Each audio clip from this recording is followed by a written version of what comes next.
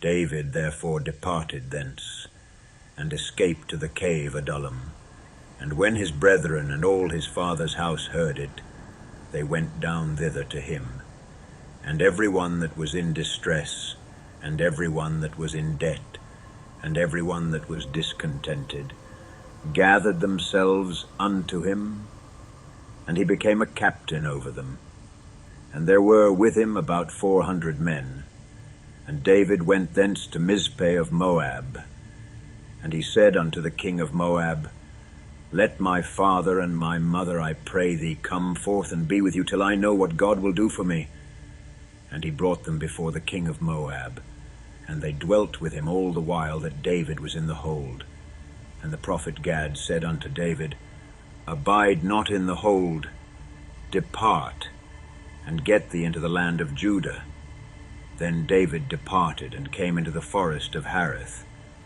When Saul heard that David was discovered, and the men that were with him, now Saul abode in Gibeah under a tree in Ramah, having his spear in his hand, and all his servants were standing about him.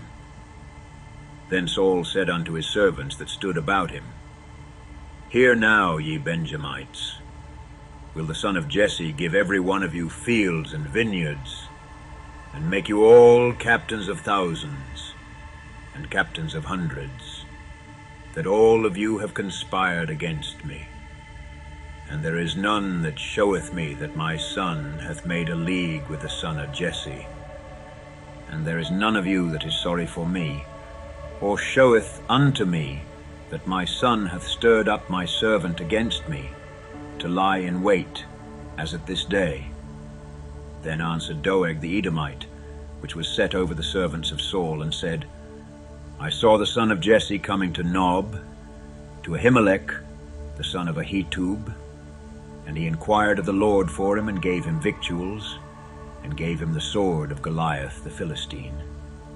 Then the king sent to call Ahimelech, the priest, the son of Ahitub, and all his father's house, the priests that were in Nob, and they came all of them to the king. And Saul said, Hear now, thou son of Ahitub. And he answered, Here I am, my lord. And Saul said unto him, Why have ye conspired against me, thou and the son of Jesse, in that thou hast given him bread and a sword, and hast inquired of God for him, that he should rise against me, to lie in wait, as at this day? Then Ahimelech answered the king, and said, And who is so faithful among all thy servants as David, which is the king's son-in-law, and goeth at thy bidding, and is honorable in thine house? Did I then begin to inquire of God for him? Be it far from me. Let not the king impute anything unto his servant, nor to all the house of my father. For thy servant knew nothing of all this, less or more. And the king said, Thou shalt surely die, Ahimelech, thou and all thy father's house.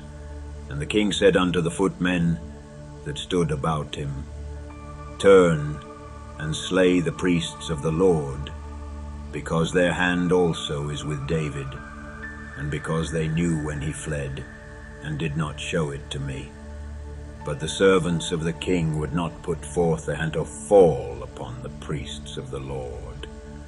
And the king said to Doeg, Turn thou and fall upon the priests. And Doeg the Edomite turned, and he fell upon the priests, and slew on that day 75 persons that did wear a linen ephod.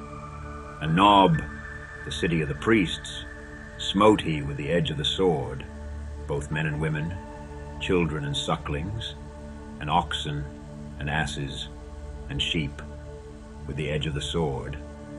And one of the sons of Ahimelech, the son of Ahitub, named Abiathar, escaped, and fled after David. And Abiathar showed David that Saul had slain the Lord's priests.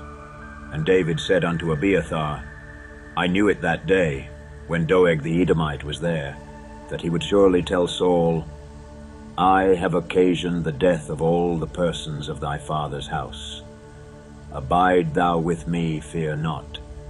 For he that seeketh my life seeketh thy life, but with me thou shalt be in safeguard.